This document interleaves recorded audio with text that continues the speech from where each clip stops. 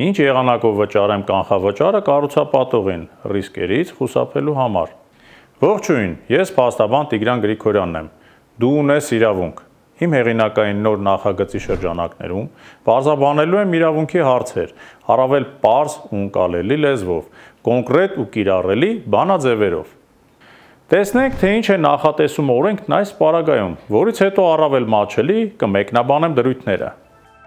Հայաստանի Հանրապետության քաղաքացիական օրենսգրքի 570.1 հոդվածի 4-րդ մասի համաձայն կառուցվող անշարժ գույք գնելու պայմանագրով գնորդի կանխավճարային վճարումները պետք է կատարվեն բացառապես կառուցապատողի հատուկ հաշվին, որը բացվում է Հայաստանի Հանրապետության տարածքում գործող բանկում, գանձապետարանում կամ նոտարի դեպոզիտ հաշվին, որպես ենթահաշիվ։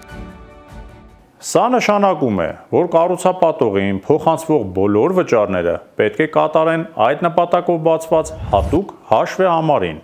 որը նշված կլինի պայմանագրում։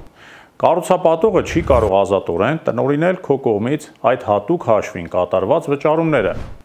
Օրենքով նախատեսված է, որ գումարները պետք է օգտագործվեն բացառապես շենքի կամ բնակելի տան կառուցման նպատակով, այսինքն կառուցապատողը չի կարող դրանք ուղղել օրինակ իր այլ պարտավորությունների վճարմանը կամ այլ բիզնես նախագծերի ֆինանսավորմանը։